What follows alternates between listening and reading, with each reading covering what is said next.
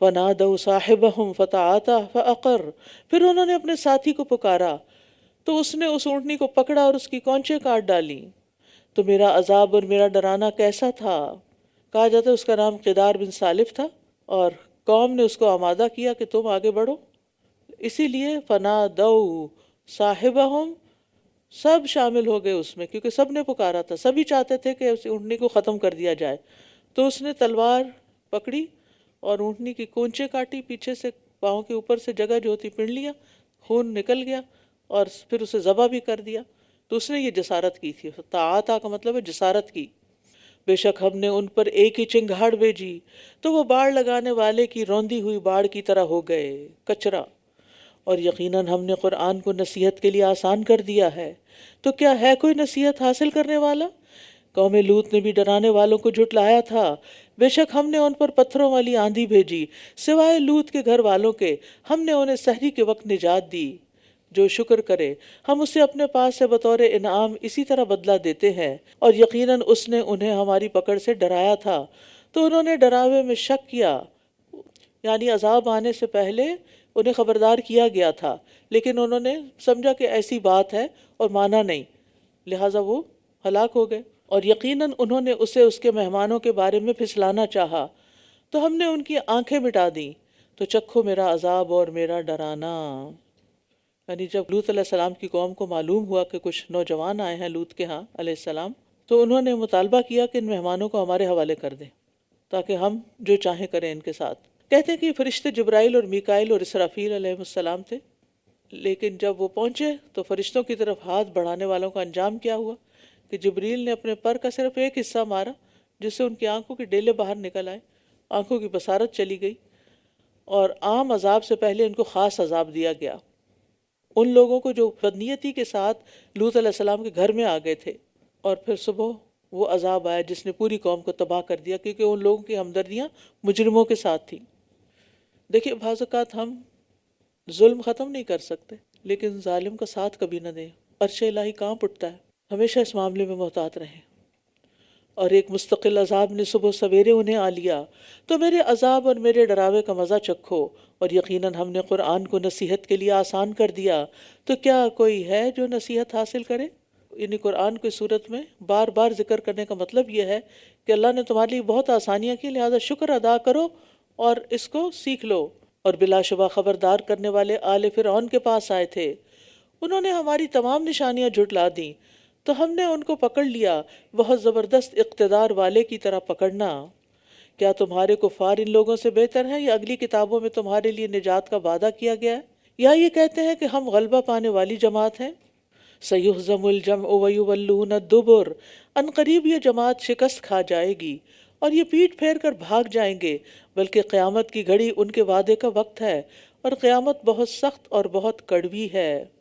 اور یہ جماعت جو پیٹ پھیر کر بھاگ جائے گی، اس سے مراد کفار مکہ ہے، اور واقعی بدر میں جب شکست ہوئی تھی انہیں پیٹ پھیر کے بھاگے تھے۔ ان المجرمین فی ضلال وسعر، بے شک مجرم لوگ بڑی گمراہی اور دیوانگی میں ہیں، جس دن وہ اپنے چہروں کے بل آگ میں گھسیٹے جائیں گے۔ چکھو دوزخ کے چھونے کا مزہ۔ سقر یہ جہنم کا ایک نام ہے۔ انا کل شیء خلقناہ بقدر وما امرنا الا واحدۃ کلمح بالبصر، بے شک ہم نے ہر چیز کو ایک اندازے کے ساتھ پیدا کیا ہے، اور ہمارا حکم نگاہ جھپکنے کی مانند صرف ایک ہی بار ہوتا ہے، بس۔ وَلَقَدْ أَهْلَكْنَا أَشْيَاعَكُمْ فَهَلْ مِن مُدَّكِرٍ، اور یقیناً ہم نے تم جیسے کئی گروہوں کو ہلاک کر دیا، تو کیا ہے کوئی نصیحت حاصل کرنے والا؟ وَكُلُّ شَيْءٍ فَعَلُوهُ فِي الزُّبُرِ وَكُلُّ صَغِيرٍ وَكَبِيرٍ مُسْتَطَرٍ، اور انہوں نے جو بھی عمل کیے وہ سب صحیفوں میں درج ہیں، اور ہر چھوٹا اور بڑا عمل لکھا ہوا ہے۔ ان المتقین فی جنات ونہر فی مقعد صدق عند ملیک مقتدر، بے شک متقی لوگ باغات اور نہروں میں ہوں گے، اقتدار والے بادشاہ کے قریب معزز مجلس میں ہوں گے۔ تو یاد رکھیے ان آیتوں میں جو بات بتائی گی، ایک تو یہ کہ مخلوق کے سارے اعمال، اقوال، افعال لکھے ہوئے ہیں، چھوٹے ہوں یا بڑے، اچھے ہوں یا برے، اور پھر یہ کہ ان کا حساب ہوگا۔ اور جن کے اندر تقویٰ ہوگا وہ باغوں اور نہروں میں جائیں گے، انجوائے کریں گے۔ کہاں؟ فی مقعد صدق، معزز مجلس میں، معزز بادشاہ کے پاس، اقتدار والے بادشاہ، یعنی اللہ تعالیٰ کا قرب پائیں گے۔ حضرت آسیہ نے دنیا کے بدلے اللہ کے پاس گھر کی دعا کی تھی، رب ابن لی عندک بیتا فی الجنہ۔ اور اللہ تعالیٰ کی یہاں صفت جو ملیک ہے، ملیک ملک سے ہے، اور اس میں یعنی مبالغہ ہے، اور مقتدر اقتدار والا، یعنی بہت زیادہ پاور والا۔ اب دیکھیں، لوگ دنیا کے بادشاہوں کی مجلس میں جانے کو بڑا عزت کا سبب سمجھتے ہیں اور ان کے پڑوس میں رہنے کے خواہش مند ہوتے ہیں، اور جتنا زیادہ کوئی پاورفل بادشاہ ہو اتنی ہی اس کے قرب کی زیادہ خواہش ہوتی ہے کہ اس تک میں کسی طرح رسائی حاصل کر لوں۔ تو یہاں آپ دیکھیے تو بادشاہوں کا بادشاہ ہے اللہ رب العزت، جو سارے اقتدار کا مالک ہے اور ہمیشہ کے لیے مالک ہے، تو اس کی عزت و شان و شوکت کا کون اندازہ کر سکتا ہے؟ یہ بہت بڑا ریوارڈ ہے جو بتایا جا رہا ہے متقین کے لیے۔ جنت وغیرہ تو ہوگی، لیکن رب کا قرب بھی نصیب ہوگا۔ سورۃ الرحمن، بسم اللہ الرحمن الرحیم۔ الرحمن علم القرآن، بہت مہربان جس نے قرآن کی تعلیم دی۔ وہ ویسے بھی مہربان ہے، لیکن اس کی سب سے بڑی مہربانی کیا ہے کہ اس نے ہمیں قرآن دیا ہے، قرآن سکھایا ہے۔ خلق الانسان، اس نے انسان کو پیدا کیا۔ علمہ البیان، اس نے اسے بولنا سکھایا۔ تو کیا ہم اپنی زبان سے پھر اس کے قرآن کو نہیں پڑھیں گے؟ اب دیکھیے جانور کیسی بولیاں بولتے ہیں جو ہمیں تو سمجھ نہیں آتی، اور ایک ہی طرح کی ریپیٹیشن ہوتی ہے عام طور پہ، لیکن انسان کے بولنے میں کیا ورائٹی ہے، کتنی زبانیں ہیں، اور پھر کیا اتار چڑھاؤ ہے، اور کیسی کیسی آوازیں، ہر آواز دوسری سے مختلف ہوتی۔ یہ بذات خود ایک بہت بڑی نشانی۔ آپ لوگوں کو نہ بھی دیکھیں، صرف آواز سے پہچان جاتے ہیں۔ الشمس والقمر بحسبان، سورج اور چاند ایک مقررہ حساب کے ساتھ چل رہے ہیں، اور بیلیں اور درخت دونوں سجدہ کر رہے ہیں۔ اور اس نے آسمان کو بلند کیا، اور اس نے میزان قائم کیا تاکہ تم میزان میں بے اعتدالی نہ کرو، اور انصاف کے ساتھ وزن کو قائم کرو، اور ترازو میں کمی نہ کرو۔ اور اس نے زمین کو مخلوقات کے لیے بچھا دیا، اس میں پھل اور خوشوں والے کھجور کے درخت ہیں، اور بھوسے والا اناج اور خوشبودار پھول ہیں۔ تو اے جن و انس، تم اپنے رب کی کون کون سی نعمتوں کو جھٹلاؤ گے؟ فَبِأَيِّ آلَاءِ رَبِّكُمَا تُكَذِّبَانِ، اس نے انسان کو ٹھیکری کی طرح بجنے والی کھنکتی مٹی سے پیدا کیا، اور جن کو آگ کے شعلے سے پیدا کیا۔ تو اے جن و انس، تم اپنے رب کی کون کون سی نعمتوں کو جھٹلاؤ گے؟ وہ دونوں مشرقوں اور دونوں مغربوں کا رب ہے، وہ دونوں مشرقوں اور دونوں مغربوں کا رب ہے۔ تو تم دونوں اپنے رب کی کون کون سی نعمتوں کو جھٹلاؤ گے؟ اس نے دو سمندروں کو ملا دیا جو دونوں باہم ملتے ہیں، ان دونوں کے درمیان ایک پردہ ہے جس سے وہ تجاوز نہیں کرتے۔ تو اے جن و انس، تم اپنے رب کی کون کون سی نعمتوں کو جھٹلاؤ گے؟ ان دونوں سے موتی اور مونگے نکلتے ہیں۔ تو اے جن و انس، تم اپنے رب کی کون کون سی نعمتوں کو جھٹلاؤ گے؟ اور اسی کے ہیں وہ جہاز جو سمندر میں بلند پہاڑوں کی طرح اونچے اٹھے ہوئے ہیں، یعنی سمندر میں جہازوں کو چلنا اسی کے اذن سے ہے، ورنہ ایک سوئی ڈالیں سمندر میں تو ڈوب جاتی ہے، اور جہاز اس کی سطح پہ تیر رہے ہوتے ہیں منو ٹنو۔ فَبِأَيِّ آلَاءِ رَبِّكُمَا تُكَذِّبَانِ، تو اے جن و انس، تم دونوں اپنے رب کی کون کون سی نعمتوں کو جھٹلاؤ گے؟ جو کچھ بھی زمین پر ہے وہ سب فنا ہونے والا ہے۔ آج گھر جا کے اپنی ہر چیز کو دیکھیں اور سوچیں کہ یہ سب فنا ہونے والی ہیں، سب ختم ہو جائیں گی۔ تو میں صرف انہی کی چاکری نہ کرتی رہوں، کچھ اور بھی کروں زندگی میں، صرف انہی چیزوں سے دل نہ لگاؤں جو چلی جائیں گی میرے ہاتھ سے۔ جو کچھ بھی اس زمین پر ہے وہ سب فنا ہونے والا ہے، اور صرف آپ کے رب کا چہرہ ہی باقی رہے گا جو بڑی شان اور عزت والا ہے۔ یعنی بقا اور دوام صرف اللہ کی ذات کے لیے ہے، اور وہ ذل اکرام ہے، ذل جلال ہے، یعنی عزت دینے والا بھی وہی ہے۔ جیسے آتا نا وَمَن يُهِنِ اللَّهُ فَمَا لَهُ مِن مُكْرِمٍ، جسے اللہ ذلیل کر دے پھر اسے کوئی عزت دینے والا نہیں۔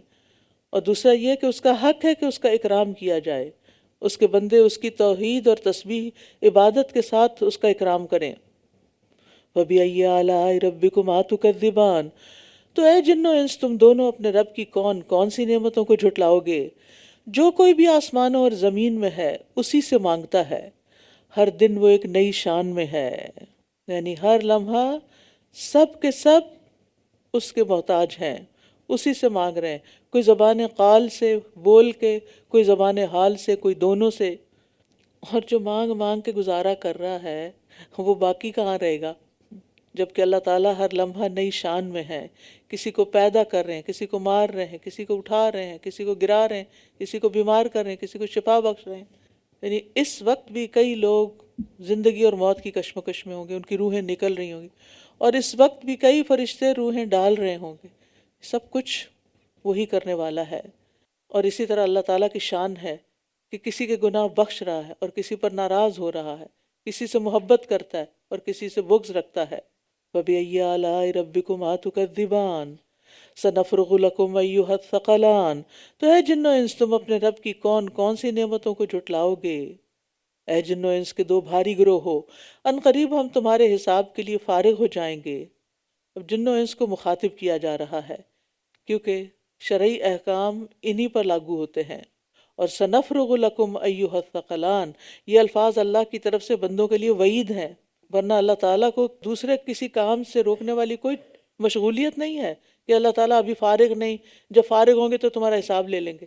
اللہ سبحانہ وتعالیٰ نے ایک وقت مقرر کر رکھا ہے کہ جس میں وہ لوگوں کو مہلت دے رہا ہے کہ وہ اپنے آپ کو پروو کریں کہ وہ کیسے ہیں، ورنہ حساب تو جلد ہو جائے گا۔ فَبِأَيِّ آلَاءِ رَبِّكُمَا تُكَذِّبَانِ، تو اے جن و انس تم دونوں اپنے رب کی کون کون سی نعمتوں کو جھٹلاؤ گے؟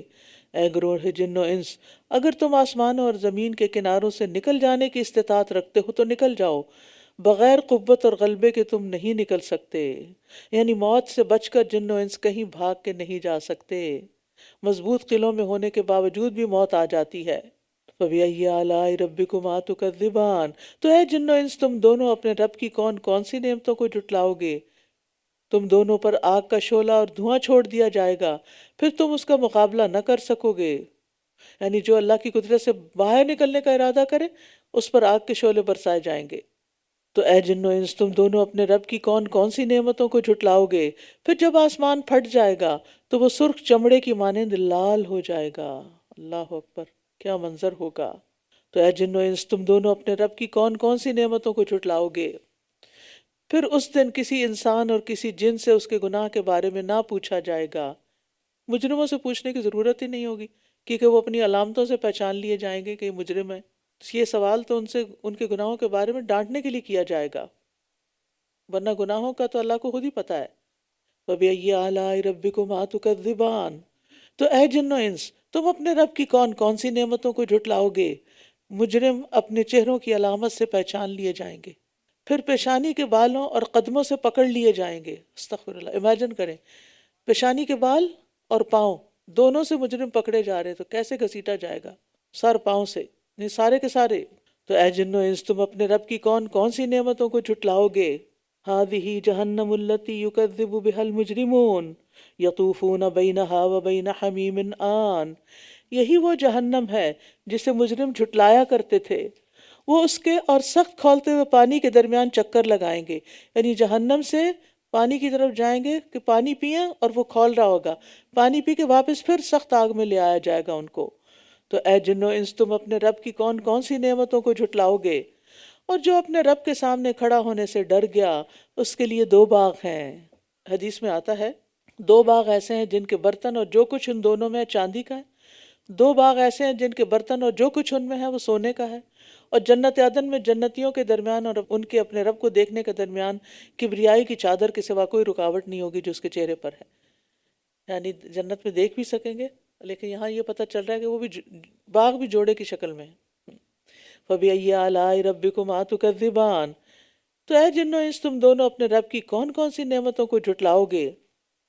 ذَوَاتَا أَفْنَانٍ، دونوں باغ بہت سی شاخوں والے ہیں، یعنی وہاں پودے ہیں، درخت ہیں، پھلوں کی کثرت ہے۔ تو اے جن و انس تم اپنے رب کی کون کون سی نعمتوں کو جھٹلاؤ گے؟ ان دونوں باغوں میں دو چشمے ہیں جو بہہ رہے ہیں. عینان تجریان، چشمے دو قسم کے ہوتے ہیں. ایک وہ جن سے پانی نکلتا ہے اور آگے آگے جانے لگتا ہے تو وہ ندی نالے کی صورت اختیار کر لیتا ہے. ایک وہ جن سے پانی نکلتا ہے مگر ان سے اتنا ہی نکالا جاتا ہے جتنی ضرورت ہوتی ہے، جیسے چشمہ زمزم کا چشمہ پھوٹ کر نکلا اور حضرت حاجرہ نے اس کے گرد میں ڈیر بنا دی تو وہ وہیں رک گیا، ورنہ آپ نے فرمایا نا کہ وہ بہتا ہوا نظر آتا تمہیں. اس میں بھی خیر تھی نا. فَبِأَيِّ آلَاءِ رَبِّكُمَا تُكَذِّبَانِ، تو اے جنو انس تم دونوں اپنے رب کی کون کون سی نعمتوں کو جھٹلاؤ گے. ان دونوں باغوں میں ہر پھل کی دو قسمیں ہیں. تو اے جنو انس تم دونوں اپنے رب کی کون کون سی نعمتوں کو جھٹلاؤ گے. وہ ایسے بستروں پر تکیے لگائے ہوئے ہوں گے جن کے استر دبیز ریشم کے ہیں، اور دونوں باغوں کے پھل جھکے ہوئے ہیں. تو اے جنو انس تم دونوں اپنے رب کی کون کون سی نعمتوں کو جھٹلاؤ گے. ان میں نگاہیں جھکانے والی عورتیں ہوں گی، ان سے پہلے کسی انسان اور جن نے انہیں چھوا تک نہیں. تو اے جن و انس تم دونوں اپنے رب کی کون کون سی نعمتوں کو جھٹلاؤ گے. گویا کہ وہ عورتیں یاقوت اور مرجان ہیں، یعنی ان کی رنگت اتنی خوبصورت ہوگی. یہ جنت کی عورتوں کا حسن بتایا جا رہا ہے. حدیث سے پتہ چلتا ہے کہ اہل جنت کی کوئی عورت زمین والوں کی طرف جھانک لے تو زمین اور آسمان کے درمیان ہر چیز روشن ہو جائے، یعنی صرف اس کے چہرے سے اتنی روشنی پھوٹے گی. تو اے جنو انس تم اپنے رب کی کون کون سی تو اے جنو انس تم دونوں اپنے رب کی کون کون سی نعمتوں کو جھٹلاؤ گے. هل جزاء الاحسان الا الاحسان، کیا احسان کا بدلہ احسان کے سوا بھی کچھ ہو سکتا ہے، یا احسان کا بدلہ احسان کے سوا کیا ہے. تو اے جنو انس تم دونوں اپنے رب کی کون کون سی نعمتوں کو جھٹلاؤ گے، اور ان باغوں کے علاوہ دو باغ اور ہیں. تو اے جنو انس تم دونوں اپنے رب کی کون کون سی نعمتوں کو جھٹلاؤ گے. یہ دونوں باغ سیاہی مائل گہرے سبز ہیں، یعنی ان کا سبزہ بہت ڈارک گرین ہے. تو اے جنو انس تم دونوں اپنے رب کی کون کون سی نعمتوں کو جھٹلاؤ گے. ان دونوں میں جوش مارتے ہوئے دو چشمے ہیں. تو اے جنو انس تم دونوں اپنے رب کی کون کون سی نعمتوں کو جھٹلاؤ گے. ان دونوں باغوں میں پھل اور کھجور اور انار کے درخت ہیں. تو اے جنو انس تم دونوں اپنے رب کی کون کون سی نعمتوں کو جھٹلاؤ گے. ان میں نیک سیرت اور خوبصورت عورتیں ہیں. تو اے جنو انس تم دونوں اپنے رب کی کون کون سی نعمتوں کو جھٹلاؤ گے. حوریں ہیں جو خیموں میں ٹھہرائی گئی ہیں. فَبِأَيِّ آلَاءِ رَبِّكُمَا تُكَذِّبَانِ، تو اے جنو انس تم دونوں اپنے رب کی کون کون سی نعمتوں کو جھٹلاؤ گے. ان سے پہلے کسی انسان اور کسی جن نے انہیں چھوا تک نہیں. تو اے جن و انس تم دونوں اپنے رب کی کون کون سی نعمتوں کو جھٹلاؤ گے. سبز، نادر اور خوبصورت قالینوں پر تکیہ لگائے ہوئے. تو اے جن و انس تم دونوں اپنے رب کی کون کون سی نعمتوں کو جھٹلاؤ گے. بہت بابرکت ہے آپ کے رب کا نام جو بڑی شان اور عزت والا ہے. تبارک اسم ربک ذی الجلال والاکرام. یہ جو کلمہ ہے نا ذی الجلال والاکرام، نبی صلی اللہ علیہ وسلم جب نماز سے فارغ ہوتے تو 3 دفعہ استغفر اللہ استغفر اللہ استغفر اللہ کہتے، پھر کہتے اللہم انت السلام ومنک السلام تبارکت یا ذی الجلال والاکرام. اے اللہ تو ہی سلامتی ہے اور تجھی سے سلامتی ہے اے جلال اور اکرام والے. اور حدیث میں آتا ہے کہ ذل جلال والاکرام سے چمٹ جاؤ، اسے لازم پکڑ لو، یعنی اللہ کا بہت بابرکت نام ہے، اس کو مضبوطی سے پکڑ لو، یعنی بھولو نہیں، روز پڑھو. سورۃ الواقعہ. بسم اللہ الرحمن الرحیم. اذا وقعت الواقعہ، جب وہ واقع ہونے والی واقع ہو جائے گی. الواقعہ قیامت کے ناموں میں سے ایک نام ہے، یعنی اس کا واقع ہونا یقینی امر ہے. لیس لوقعتها کاذبہ، اس کے واقع ہونے کو کوئی جھٹلانے والا نہ ہوگا. پست کرنے والی بلند کرنے والی ہے، یعنی قیامت بڑے بڑے متکبرین کو جہنم میں پھینک دے گی اور اہل ایمان کو جنت کے اعلیٰ مراتب تک پہنچا دے گی. اذا رجت الارض رجا، جب زمین بہت زور سے ہلا ماری جائے گی اور پہاڑ خوب توڑ کر ریزہ ریزہ کر دیے جائیں گے تو وہ پراگندہ گرد و غبار ہو جائیں گے، یعنی ریت کے ذرات کی طرح، اور تم سب 3 قسموں میں ہو جاؤ گے. 3 گروپس بن جائیں گے۔ فَأَصْحَابُ الْمَيْمَنَةِ مَا أَصْحَابُ الْمَيْمَنَةِ، بس دائیں ہاتھ والے کیا خوب ہیں دائیں ہاتھ والے، اور بائیں ہاتھ والے کیا حال ہے بائیں ہاتھ والوں کا۔ یعنی اصحاب المیمنہ بڑی عظمت اور شان والے ہوں گے، اور اصحاب المشأمہ بڑی بری حالت میں ہوں گے۔ والسابقون السابقون، اور آگے جانے والے تو آگے جانے والے ہی ہیں، یعنی جو عمل میں سبقت لے گئے اور نتیجتاً درجوں میں سبقت لے گئے۔ کس چیز میں آگے نکلے؟ ایمان اور عمل صالح میں، ایک دوسرے سے پہل کرنے والے۔ اولئک المقربون، یہی مقرب لوگ ہیں، فی جنات النعیم، راحتوں والے باغات میں ہوں گے۔ ثلۃ من الاولین، پہلوں میں سے ایک بہت بڑا گروہ ہوگا۔ وقلیل من الاخرین، اور پچھلوں میں سے بہت تھوڑے ہوں گے۔ علی سرر موضونہ، سونے کی تاروں سے بنے ہوئے تختوں پر۔ متکئین علیہا متقابلین، تکیہ لگائے ہوئے آمنے سامنے بیٹھے ہوں گے۔ یطوف علیہم ولدان مخلدون، ہمیشہ لڑکے ہی رہنے والے ان پر آ جا رہے ہوں گے۔ بأکواب واباریق وکأس من معین، بہتی شراب کے ساغر اور پیالوں اور صراحیوں کے ساتھ۔ وہ اس سے نہ سر درد میں مبتلا ہوں گے اور نہ ہی وہ بہکیں گے، اور پھلوں میں سے جو وہ پسند کریں گے، اور پرندوں کا گوشت جس کی وہ خواہش کریں گے، اور بڑی بڑی آنکھوں والی حوریں چھپے ہوئے موتیوں کی طرح۔ یہ بدلہ ہے اس عمل کا جو وہ کیا کرتے تھے۔ وہ اس میں نہ کوئی لغو بات سنیں گے اور نہ کوئی گناہ کی بات، مگر سلام ہی سلام کہا جائے گا۔ وَأَصْحَابُ الْيَمِينِ مَا أَصْحَابُ الْيَمِينِ فِي سِدْرٍ مَّخْضُودٍ، اور دائیں ہاتھ والے کیا خوب ہیں دائیں ہاتھ والے، بغیر کانٹوں کی بیریوں میں، اور تہ بتہ کیلوں میں، اور لمبے سایوں میں، اور بہتے ہوئے پانی میں، اور بکثرت پھلوں میں۔ تو گویا سابقون کا مقام اور درجہ اور انعام بہت اونچا ہوگا۔ اس کے بعد باری آئے گی اصحاب الیمین کی، جائیں گے جنت میں لیکن ان سے کمتر درجے میں ہوں گے۔ لا مقطوعۃ ولا ممنوعہ، نہ ختم ہونے والے نہ روکے جانے والے، یعنی جنت کے پھلوں کا کوئی موسم نہ ہوگا، وہ سیزنل نہیں ہوں گے، ہمیشہ اویلیبل ہوں گے، اور ان کو لانے میں بھی کوئی رکاوٹ نہیں ہوگی۔ وفرش مرفوعہ، اور اونچے بچھونوں میں، بے شک ہم نے ان عورتوں کو نئے سرے سے پیدا کیا، پھر ہم نے انہیں کنواریاں بنا دیا، یعنی اللہ تعالیٰ دنیا کی بوڑھی عورتوں کو جنت میں نئے سرے سے پیدا کرے گا۔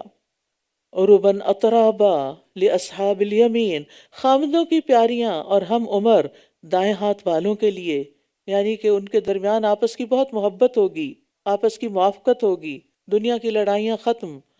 ثلۃ من الاولین وثلۃ من الاخرین، پہلوں میں سے ایک بڑا گروہ اور پچھلوں میں سے بھی ایک بڑا گروہ، یعنی اصحاب الیمین کی جماعت بہت بڑی ہوگی۔ نبی صلی اللہ علیہ وسلم نے فرمایا کیا تم پسند کرتے ہو کہ تم اہل جنت کا چوتھا حصہ ہو؟ ہم نے کہا ہاں۔ فرمایا کیا تم پسند کرتے ہو تم اہل جنت کا تیسرا حصہ ہو؟ ہم نے کہا ہاں۔ تو آپ نے فرمایا قسم اس ذات کی جس کے ہاتھ میں میری جان ہے، میں امید کرتا ہوں کہ تم اہل جنت کا نصف ہوگے، آدھے جنتی امت محمد صلی اللہ علیہ وسلم سے ہوں گے انشاءاللہ۔ اور یہ اس لیے کہ جنت میں مسلمان کے سوا کوئی نہیں جائے گا۔ وَأَصْحَابُ الشِّمَالِ مَا أَصْحَابُ الشِّمَالِ، اور بائیں ہاتھ والے کیا ہیں بائیں ہاتھ والے؟ زہریلی گرم ہوا اور کھولتے پانی میں، اور نہایت سیاہ دھوئیں کے سائے میں، نہ ٹھنڈا اور نہ عزت دینے والا۔ یعنی اصحاب الشمال کے لیے کوئی راحت اور آسائش نہ ہوگی، کہیں سایہ نہ ہوگا، کوئی ٹھنڈا پانی نہیں ہوگا۔ کیوں؟ انہم کانوا قبل ذالک مترفین، بے شک یہ اس سے پہلے بہت عیش و عشرت میں تھے، دنیا میں بڑے مزے کر رہے تھے، کیونکہ دنیا کی خوشحالی عام طور پر لوگوں کو آخرت کی زندگی سے غافل کر دیتی ہے، پھر لوگ آخرت کو بھول جاتے ہیں۔ یعنی بائیں ہاتھ والے دنیا کی زندگی جو بھی گزار کے آئے، جیسی بھی وہ خوشحال تھی، جہنم کے مقابلے تو بڑی خوشحال۔ وَكَانُوا يُصِرُّونَ عَلَى الْحِنثِ الْعَظِيمِ، دوسری وجہ وہ بہت بڑے گناہ پر اصرار کرتے تھے، شرک اور کبیرہ گناہ، یعنی عذاب کی وجہ اللہ کی عطا کردہ نعمتوں کو اس کی نافرمانی میں استعمال کرنا تھا۔ اور یہ کہا کرتے تھے کیا جب ہم مر جائیں گے اور مٹی اور ہڈیاں ہو جائیں گے کیا ہم واقعی دوبارہ اٹھائے جائیں گے؟ یعنی ایک طرف شرک کرتے تھے، دوسری طرف آخرت پر ایمان نہیں رکھتے تھے۔ کیا ہمارے پہلے آباء و اجداد بھی؟ کہہ دیجئے یقیناً پہلے بھی اور پچھلے بھی، سب کے سب وہ ایک معلوم دن کے مقرر وقت پر ضرور جمع کیے جانے والے ہیں۔ پھر بے شک تم اے جھٹلانے والے گمراہ ہو، یقیناً زقوم کے درخت سے کھانے والے ہو، پھر اس سے پیٹوں کو بھرنے والے ہو، پھر اس پر کھولتے پانی سے پینے والے ہو، پھر پیاس سے اونٹوں کے پینے جیسا پینے والے ہو۔ اونٹوں کی ایک بیماری ہوتی ہے ہیام، جس میں وہ اتنا پانی پیتے ہیں کہ پی پی کے مر جاتے ہیں، لیکن ان کی پیاس ہی نہیں جاتی، پیاس نہیں بجھتی۔ تو جہنمی بھی جتنا چاہے پانی پیئے، پیاس نہیں جائے گی، اور پانی بھی کھولتا ہوا ہوگا، اللہ بچائے۔ ہذا نزلہم یوم الدین، بدلے کے دن ان کی یہی مہمانی ہوگی، ہم نے ہی تمہیں پیدا کیا ہے، پھر تم تصدیق کیوں نہیں کرتے؟ یعنی جس نے پیدا کیا، عبادت صرف اسی کا حق ہے۔ افرأیتم ما تمنون، پھر اللہ تعالیٰ غور و فکر کی دعوت دے رہے ہیں مختلف چیزوں کو جن کا انسان مشاہدہ کرتا رہتا ہے۔ کیا پھر غور کیا تم نے جو منی تم ٹپکاتے ہو؟ کیا تم اس کو پیدا کرتے ہو یا ہم پیدا کرنے والے ہیں؟ یعنی ایک سپرم سے بچہ کیسے بنتا ہے، یہ کون کرتا ہے؟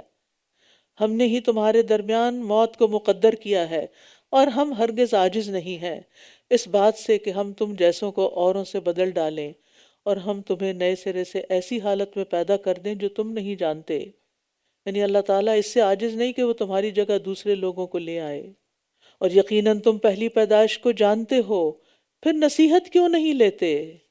یعنی اپنے پیدا ہونے پہ غور کرو، تم دیکھو اللہ نے تمہیں پہلی بار پیدا کیا جب تم کچھ بھی نہ تھے، تو کیوں نہیں مانتے کہ مرنے کے بعد دوبارہ اٹھو گے؟ پہلی بار سے تو زیادہ آسان ہے دوبارہ پیدا کرنا۔ افرأیتم ما تحرثون، کیا بھلا غور کیا تم نے جو کچھ تم بوتے ہو؟ کیا تم اسے اگاتے ہو یا ہم ہی اگانے والے ہیں؟ اگر ہم چاہیں تو ضرور اسے چورا چورا کر دیں، پھر تم باتیں ہی بناتے رہ جاؤ۔ یعنی کھیتی کو اگانے والا بھی اللہ ہے۔ کھیتی کی مثال ایسے ہی ہے نا، جیسے کوئی انسان زمین میں دفن کر دیا جائے تو وہاں زمین میں بیج دفن کیا جاتا ہے اور اس سے پودا نکل آتا ہے، اور مردوں کو دفن کیا جاتا ہے تو اس سے پھر دوبارہ انسان نکل آئیں گے۔ جو رب بیج سے پودا نکال سکتا ہے وہ تمہاری ہڈیوں کو دوبارہ کیوں نہیں جوڑ سکتا؟ اور اللہ چاہے تو کھیتی کو ریزہ ریزہ کر دے، پھر تم باتیں بناتے رہ جاؤ کہ یہ بیج ضائع ہو گیا، خرچے کی چٹی پڑ گئی، محنت ضائع ہوئی، پیسے ضائع ہوئے، اب کھانے کو بھی کچھ نہیں ملا، ہم تو مارے گئے۔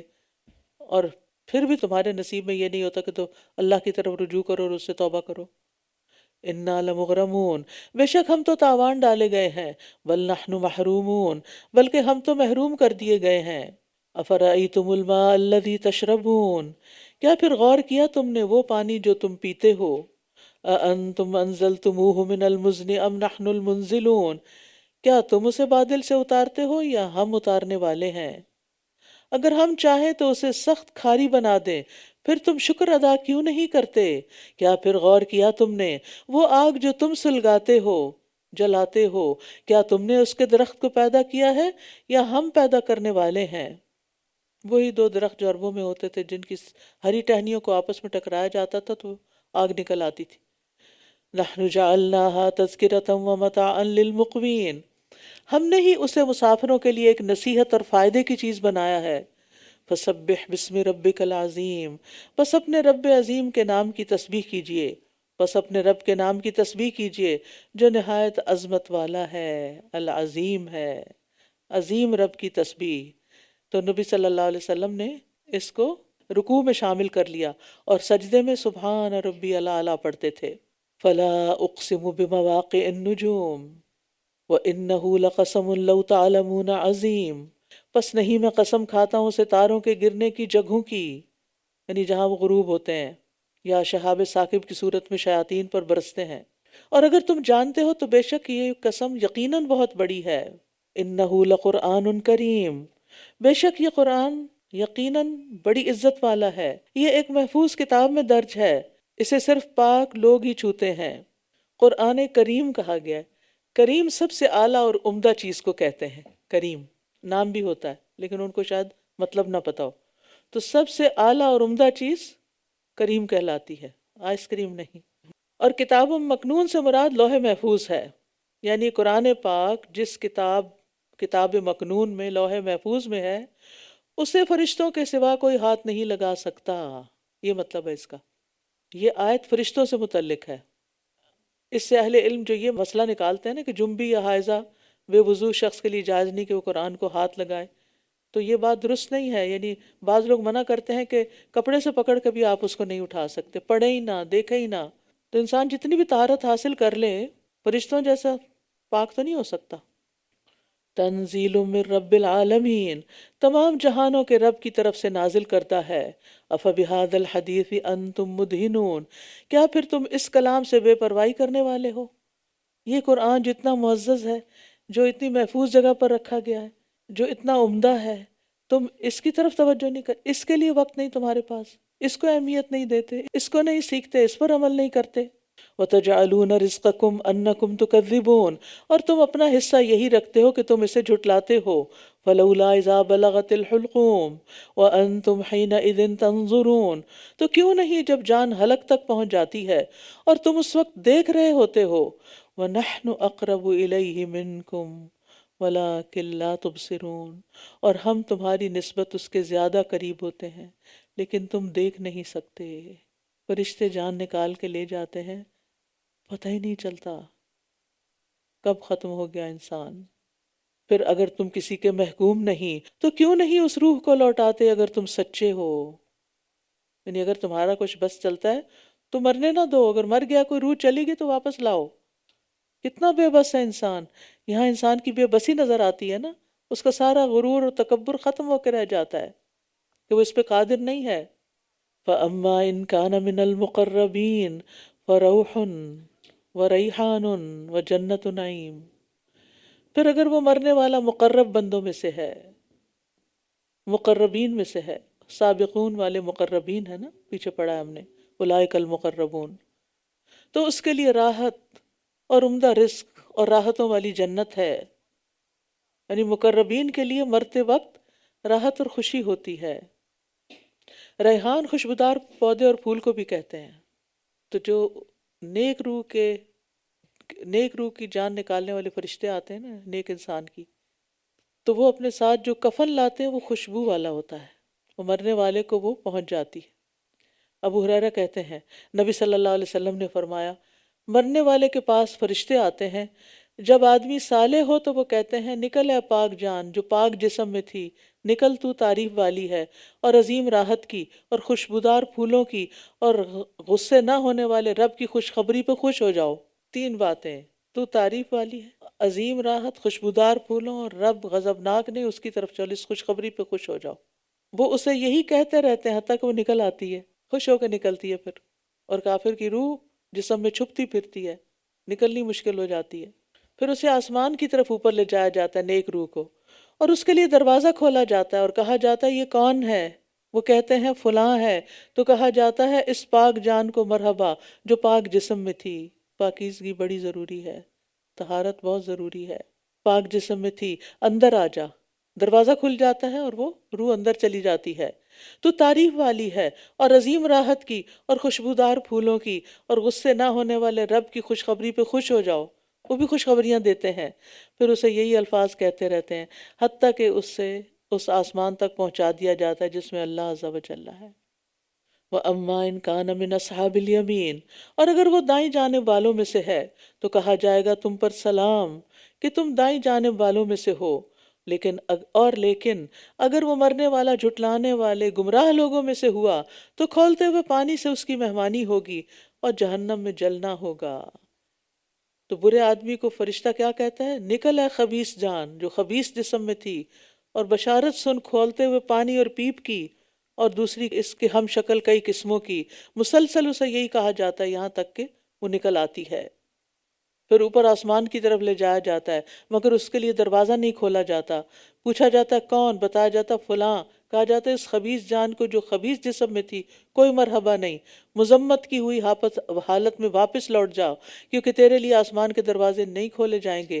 پھر اسے آسمان سے چھوڑ دیا جاتا ہے اور وہ قبر کی طرف لوٹ آتی ہے۔ ان ھذا لہو حق الیقین فسبح باسم ربک العظیم، بس یہ یقینی حق ہے، بس آپ اپنے عظیم رب کے نام کی تسبیح کیجئے۔ سورۃ الحدید، سبح للہ ما فی السماوات والارض وہو العزیز الحکیم۔ ہر وہ چیز جو آسمانوں اور زمین میں ہے اللہ کی تسبیح کر رہی ہے، اور وہ بہت زبردست خوب حکمت والا ہے۔ یعنی اپنی زبان مقال سے بھی اور زبان حال سے بھی، لیکن ہم ان کی تسبیح نہیں سمجھتے۔ داؤد علیہ السلام کے بارے میں آتا ہے کہ ان کے ساتھ پہاڑ بھی تسبیح کرتے تھے۔ لہو ملک السماوات والارض، آسمان اور زمین کی بادشاہت اسی کی ہے، وہی زندگی بخشتا ہے اور موت دیتا ہے، اور وہ ہر چیز پر خوب قدرت رکھنے والا ہے، وہی اول ہے اور آخر بھی، اور وہی ظاہر ہے اور مخفی بھی، اور وہ ہر چیز کو خوب جاننے والا ہے۔ یہاں اللہ تعالیٰ کی صفات کا ذکر کیا گیا ہے۔ اگر کسی کو وسوسوں کی بیماری ہو، شیطان برے برے خیال دل میں ڈالے، تو یہ آیت پڑھا کرے۔ اور یہ چاروں صفات ایسی ہیں کہ جو اللہ کے سوا کسی میں بھی نہیں پائی جاتی۔ وہی ہے جس نے آسمانوں اور زمین کو 6 دنوں میں پیدا کیا، پھر وہ عرش پر بلند ہوا۔ وہ جانتا ہے جو کچھ زمین میں داخل ہوتا ہے اور جو اس سے نکلتا ہے، اور جو آسمان سے اترتا ہے اور جو اس میں چڑھتا ہے، اور جہاں کہیں بھی تم ہو وہ تمہارے ساتھ ہے، اور جو کچھ تم کرتے ہو اللہ اسے خوب دیکھنے والا ہے۔ یعنی عرش پہ ہوتے ہوئے بھی اللہ تعالیٰ اپنے بندوں کے معاملات کی خبر رکھتا ہے۔ آسمانوں اور زمین کی بادشاہت اسی کی ہے، اور اللہ ہی کی طرف سب معاملات لوٹائے جاتے ہیں۔ وہ رات کو دن میں اور دن کو رات میں داخل کرتا ہے، اور وہ سینوں کے بھید بھی خوب جانتا ہے۔ آمنوا باللہ ورسولہ وانفقوا مما جعلکم مستخلفین فیہ، اللہ اور اس کے رسول پر ایمان لاؤ اور اس میں سے خرچ کرو جس مال میں اس نے تمہیں جانشین بنایا۔ جو پہلوں کے پاس تھا اب تمہارے پاس ہے، پھر آگے چلا جائے گا، اپنے ہاتھ سے دے جاؤ۔ بس جو لوگ تم میں سے ایمان لائے اور انہوں نے خرچ کیا، ان کے لیے بہت بڑا اجر ہے۔ اور تمہیں کیا ہے کہ تم اللہ پر ایمان نہیں لاتے، جبکہ رسول تمہیں دعوت دے رہا ہے کہ تم اپنے رب پر ایمان لے آؤ، اور یقیناً وہ تم سے پختہ عہد بھی لے چکا ہے اگر تم مومن ہو۔ یہاں پر ایمان والوں کو یعنی خرچ کرنے کا، ایمان لانے اور خرچ کرنے کا حکم دیا گیا۔ اسی طرح یہاں انہیں جھنجھوڑا جا رہا ہے کہ آخر کیا وجہ کہ تم ایمان نہیں لاتے، یعنی ایمان کے تقاضوں پر عمل کرتے ہوئے اس کے راستے میں خرچ نہیں کرتے، حالانکہ رسول خود تمہارے درمیان موجود ہے اور تمہیں اس بات کی دعوت دے رہے ہیں کہ اپنے رب پر ایمان لاؤ اور اس پہ یقین رکھتے ہوئے اس کے راستے میں دو۔ اور یہ بھی یاد رکھیے کہ اطاعت کا پختہ عہد کرنے کے بعد پھر اسے گریز نہیں کرنا چاہیے۔ جو نیکی کا ارادہ انسان کر لے پھر اس کو پورا کرے۔ صحابہ کرام جو تھے ہر طرح کے حالات میں، اچھے برے حالات میں نبی صلی اللہ علیہ وسلم سے اطاعت کا عہد کرتے تھے۔ وہی ہے جو اپنے بندے پر واضح آیات نازل کرتا ہے تاکہ وہ تمہیں اندھیروں سے روشنی کی طرف نکالے۔ سبحان اللہ، یہ ہے قرآن کا اعجاز۔ اور بے شک اللہ تم پر بہت شفقت کرنے والا، نہایت رحم کرنے والا ہے۔ وَمَا لَكُمْ أَلَّا تُنْفِقُوا فِي سَبِيلِ اللَّهِ، اور تمہیں کیا ہے کہ تم اللہ کے راستے میں خرچ نہیں کرتے، یعنی دین کی خدمت کے لیے نہیں کرتے، دین کے پیغام کو عام کرنے کے لیے خرچ نہیں کرتے، جبکہ آسمانوں اور زمین کی میراث اللہ ہی کی ہے۔ اللہ چاہے تو سب کو خود سے مسلمان کر دے، لیکن وہ تو تم سے دیکھ رہا ہے نا کہ تمہاری کیا ایفرٹس ہیں۔ کون اپنی جان لگاتا ہے، کون اپنا مال لگاتا ہے، اور کون اپنی جان اور مال دونوں لگاتا ہے۔ تم میں سے جس نے فتح سے پہلے خرچ کیا اور جنگ کی، وہ بعد والوں کے برابر نہیں ہو سکتا۔ یہ لوگ درجے میں ان لوگوں سے زیادہ بڑے ہیں جنہوں نے بعد میں خرچ کیا اور جنگ کی، اور اللہ نے ہر ایک سے بھلائی کا وعدہ کیا ہے، اور جو عمل بھی تم کرتے ہو اللہ اس کی خوب خبر رکھنے والا ہے۔ یعنی صحابہ کے 3 درجے تھے۔ پہلے درجے میں وہ جو صلح حدیبیہ سے پہلے ایمان لا کر خرچ کرتے رہے، قتال کرتے رہے، جس میں سابقین الاولین مہاجرین اور انصار شامل ہیں۔ دوسرے درجے میں صلح حدیبیہ کے بعد اور فتح مکہ سے پہلے اس درمیانے عرصے میں ہجرت اور نصرت کا شرف حاصل کرنے والے، اور تیسرے درجے میں وہ جو فتح مکہ کے بعد مسلمان ہوئے، جو ہجرت اور نصرت کا شرف حاصل نہیں کر سکے، کیونکہ اب ہجرت باقی نہیں رہی تھی اور دین غالب آ چکا تھا۔ تو یہاں کیا بتایا جا رہا ہے؟ فتح سے پہلے خرچ کرنے والے اور قتال کرنے والوں کا درجہ بڑا ہے۔ لیکن اللہ نے تمام صحابہ سے اچھی جزا کا وعدہ کیا. وَكُلًّا وَعَدَ اللَّهُ الْحُسْنَى، یعنی ایمان کی وجہ سے سب کو کچھ نہ کچھ تو ملے گا، لیکن اعلیٰ درجات کس کے لیے ہیں؟ وہ سابقون کے لیے ہیں. من ذا الذی یقرض اللہ قرضا حسنا فیضاعفہ لہ ولہ اجر کریم.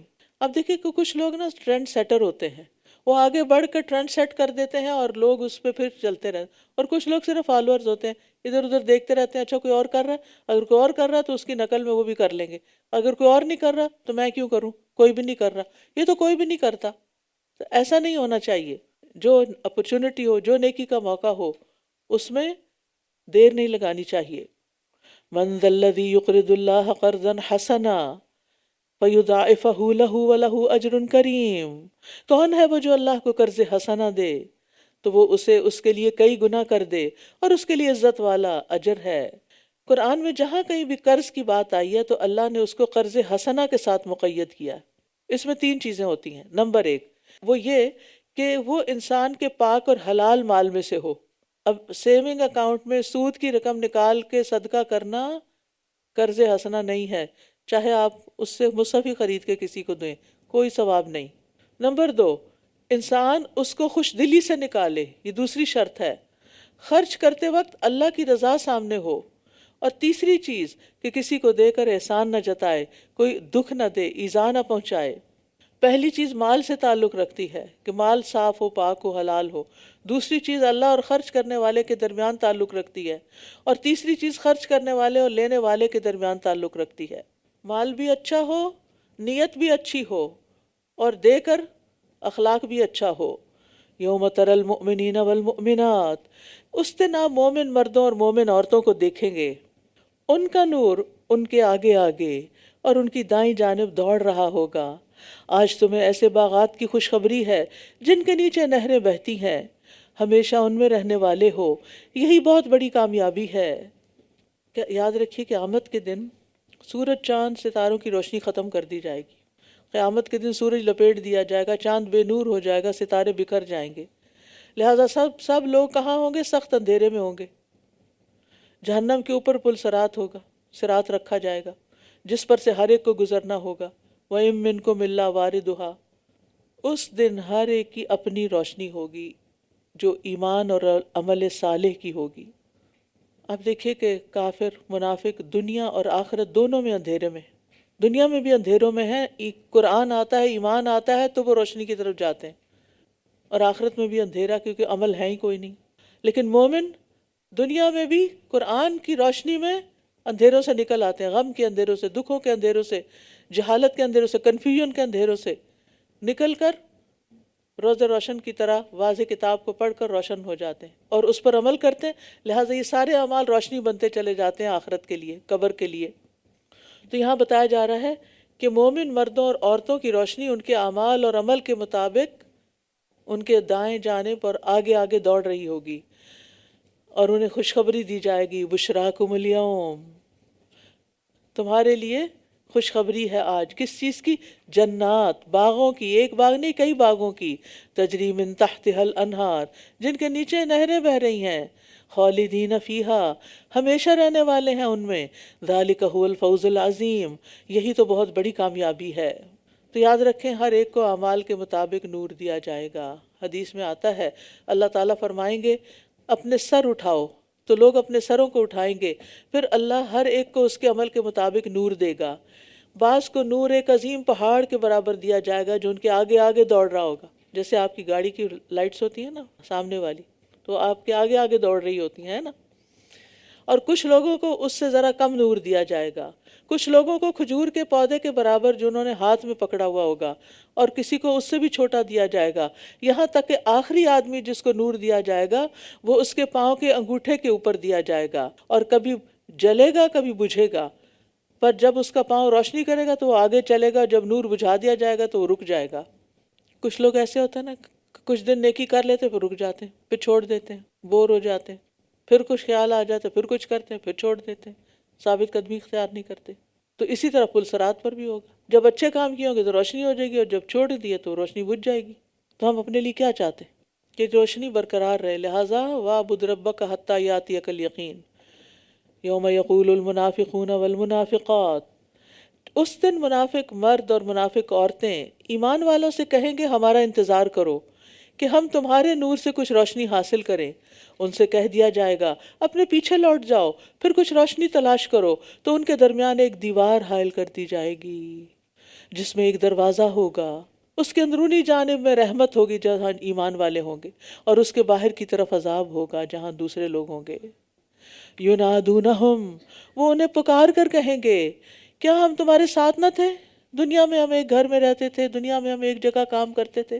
وہ کہیں گے کیوں نہیں، لیکن تم نے اپنے آپ کو فتنے میں ڈالے رکھا اور انتظار میں رہے اور شک کرتے رہے، اور تمہاری تمناؤں نے تمہیں دھوکے میں ڈالے رکھا، یہاں تک کہ اللہ کا فیصلہ آ گیا اور اللہ کے بارے میں اس بڑے دھوکے باز نے تمہیں دھوکے میں رکھا۔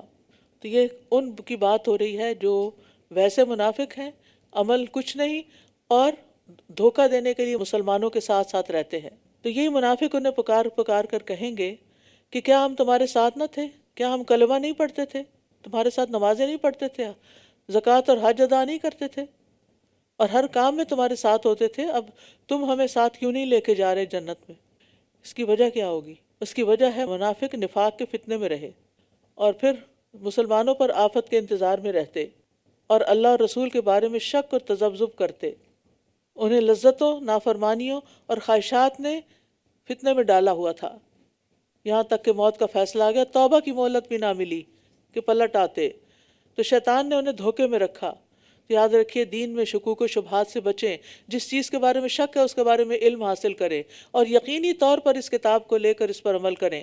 فَالْيَوْمَ لَا يُؤْخَذْ مِنْكُمْ فِدْيَةٌ وَلَا مِنَ الَّذِينَ كَفَرُوا مَأْوَاكُمُ النَّارُ هِيَ مَوْلَاكُمْ وَبِئْسَ الْمَصِيرُ، لہٰذا آج نہ تم سے کوئی فدیہ لیا جائے گا اور نہ ان لوگوں سے جنہوں نے کفر کیا، اور تمہارا ٹھکانہ آگ ہے، وہی تمہاری ساتھی ہے، اور وہ کتنی بری لوٹنے کی جگہ ہے۔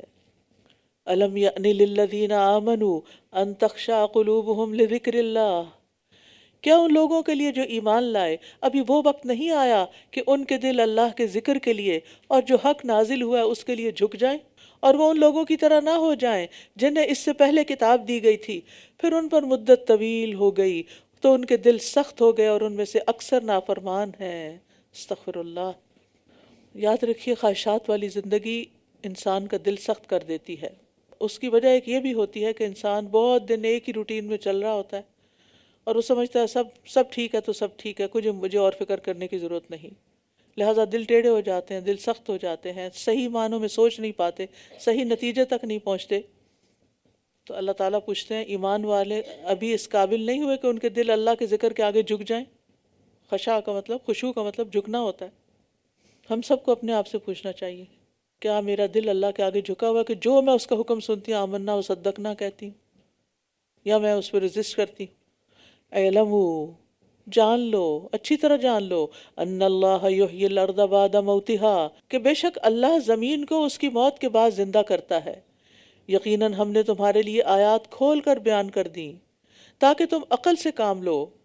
ان المصدقین والمصدقات واقرضوا اللہ قرضا حسنا یضاعف لهم وَلَهُمْ أَجْرٌ کریم، بے شک صدقہ کرنے والے مرد اور صدقہ کرنے والی عورتیں اور جنہوں نے اللہ کو قرض حسنہ دیا، ان کے لیے اجر کئی گنا بڑھا دیا جائے گا اور انہی کے لیے عزت والا اجر ہے۔ مصدقین مبالغے کے لیے بہت زیادہ صدقہ کرنے والے مرد اور عورتیں، کیونکہ حروف کی زیادتی معنی کی زیادتی پہ دلالت کرتی ہے۔ والذین آمنوا باللہ ورسلہ اولئک هم الصدیقون، اور جو لوگ اللہ اور اس کے رسولوں پر ایمان لائے یہی لوگ اپنے رب کے ہاں نہایت سچے اور گواہی دینے والے ہیں، ان کے لیے ان کا اجر اور ان کا نور ہے، اور وہ لوگ جنہوں نے کفر کیا اور ہماری آیات کو جھٹلایا تو وہی لوگ جہنم کے ساتھی ہیں۔ اعلموا، جان لو، انما الحیات الدنیا، کہ دنیا کی زندگی لعب و لہو و زینت و تفاخر بینکم، محض کھیل، تماشا، زینت، تمہارا باہم فخر کرنا اور اموال اور اولاد میں ایک دوسرے سے آگے بڑھنے کی کوشش کرنا ہے، اس بارش کی طرح جس کی نباتات نے کسانوں کو خشک کر دیا، پھر وہ خشک ہو جاتی ہے، پھر آپ اسے دیکھتے ہیں کہ زرد ہو گئی، پھر وہ چورا چورا ہو جاتی ہے، اور آخرت میں سخت عذاب ہے، اور اللہ کی طرف سے بخشش اور رضامندی ہے۔ دنیا کی زندگی تو محض دھوکے کا سامان ہے۔ لیکن کس کے لیے دھوکہ ہے؟ جو اس کو کمانے کے لیے دن رات ایک کیے ہوئے ہے، اور جو آخرت کو طلب کرنے میں لگ جاتا ہے تو اس کے لیے دنیا کا سامان ایسا ہی ہے جو اس کو ایسی دنیا میں پہنچا دینے والا جو اس سے بھی بہتر ہے، آخرت۔ والآخرۃ خیر وابقیٰ، کبھی سوچا اس پہ؟ آخرت بہتر ہے اور باقی رہنے والی۔ دنیا میں تو جب کوئی جاتا ہے اس کا سارا گھر، سامان، ساز و ہر چیز سمیٹ دیا جاتا ہے، گھر کچھ سے کچھ لگنے لگتے ہیں، لیکن یہی متاع الغرور ہے۔ لیکن آخرت کا گھر، اس میں کوئی چیز کسی کے نقصان نہ ہوگی۔ تو یہ ایمان انسان کو آخرت کی یاد دلاتا ہے، جو آخرت کو یاد کرتا ہے تو اس کے لیے یہ دنیا ایسا سامان ہے جو اس کو ایسی دنیا میں پہنچا دینے والا جو اس سے بھی بہتر ہے۔ سابقوا الی مغفرۃ من ربکم وجنۃ عرضها کعرض السماء والارض، ایک دوسرے سے آگے بڑھو، مقابلہ کرو، کیسے کریں گے؟ سوچنا چاہیے کہ میں نے کون سا کام کس سے بہتر کرنا ہے، جس کو آپ سب سے زیادہ آئیڈیالائز کرتے ہیں نا، اس کو رکھ کے کہیں میں نے اس سے بھی زیادہ کرنا ہے، ٹھیک ہے نا؟ ہو سکتا پہلے ہی نہ کر دی، کیوں نہیں ہو سکتا؟ تو ایک دوسرے سے آگے بڑھو اپنے رب کی بخشش اور اس جنت کی طرف جس کی وسعت آسمان اور زمین جیسی ہے۔ اتنی بڑی جنت ہے، یہ ان کے لیے تیار کی گئی ہے جو اللہ اور اس کے رسولوں پر ایمان رکھتے ہیں۔ یہ اللہ کا فضل ہے، وہ جسے چاہتا ہے عطا کرتا ہے، اور اللہ بڑے فضل والا ہے، اللہ بہت بڑے فضل والا ہے۔ ما اصاب من مصیبت فی الارض ولا فی انفسکم الا فی کتاب من قبل ان نبرأها ان ذلک علی اللہ یسیر، جو مصیبت بھی تمہیں زمین میں اور تمہیں تمہارے نفسوں میں پہنچتی ہے وہ ایک کتاب میں لکھی ہوئی ہے اس سے پہلے کہ ہم اسے پیدا کریں، بے شک یہ اللہ پر بہت آسان ہے۔ یعنی انسان کی ذات پر یا اس کے متعلقین پر جو بھی مصیبت آتی، بیماری، زخم، بھوک، پیاس، گرفتاری، خوف، غم، پیاروں کی موت، اپنی موت، یہ ساری چیزیں اس میں شامل۔ لِكَيْ لَا تَأْسَوْا عَلَىٰ مَا فَاتَكُمْ وَلَا تَفْرَحُوا بِمَا آتَاكُمْ وَاللَّهُ لَا يُحِبُّ كُلَّ مُخْتَالٍ فَخُورٍ، تاکہ جو تم سے کھو جائے، کبھی کھوئی کوئی چیز پھر غم کیا، دکھ منایا، یس ہوتا ہے، فرمایا یہ پہلے سے تقدیر میں لکھا ہوا تھا کہ ہونا ہے یہ نقصان، تاکہ جو تم سے کھو جائے تم اس پہ افسوس نہ کرو۔ اسی لیے کہتے ہیں کہ کسی کے مرنے کے بعد یہ نہیں کہنا چاہیے کہ بڑا افسوس ہوا، انا للہ و انا الیہ راجعون۔ تعزیت کا مسنون طریقہ سیکھنا چاہیے تاکہ جو تم سے کھو جائے اس پر افسوس نہ کرو، اور نہ تم اس پر اتراؤ جو اس نے تمہیں دیا ہے۔ اللہ کسی خود پسند بہت فخر جتانے والے کو پسند نہیں کرتا۔ یعنی جب کوئی چیز چلی جائے تو غمگین نہ ہو، جب کچھ ملے تو اتراؤ نہیں۔ یعنی انسان تو کیا مطلب ہے؟ پھر انسان کسی چیز کے حصول کے لیے کوشش ہی نہ کرے، ان کی حفاظت ہی نہ کرے، کوشش تو کرے، یعنی قسمت کو بھی سامنے رکھے لیکن کوشش اور عمل بھی کرے۔ اصل میں جس خوشی سے منع کیا گیا نا اترانے سے، وہ خوشی ہے جو انسان کو تکبر اور سرکشی کی طرف لے جاتی ہے، اور جس غم سے منع کیا گیا وہ ایسا غم ہے جو انسان کو صبر و تسلیم اور رضا سے باہر نکال دے۔ الذین یبخلون ویأمرون الناس بالبخل، وہ لوگ جو خود بھی بخل کرتے ہیں اور لوگوں کو بھی بخل کرنے کا حکم دیتے ہیں، اور جو کوئی منہ پھیرتا ہے تو بے شک اللہ تو بہت بے نیاز خوب تعریف والا ہے۔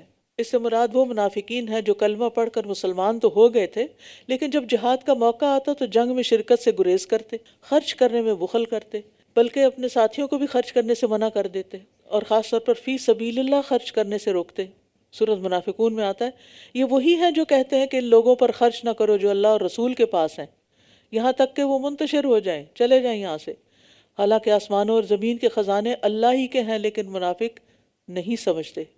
لقد ارسلنا رسولنا بالبینات، یقیناً ہم نے اپنے رسولوں کو واضح دلائل کے ساتھ بھیجا، اور ہم نے ان کے ساتھ کتاب اور میزان کو اتارا تاکہ لوگ انصاف پر قائم ہوں، اور ہم نے لوہا اتارا جس میں بڑی قوت ہے اور لوگوں کے لیے کئی فائدے ہیں، اور تاکہ اللہ جان لے کہ کون اس کی اور اس کے رسولوں کی غائبانہ مدد کرتا ہے۔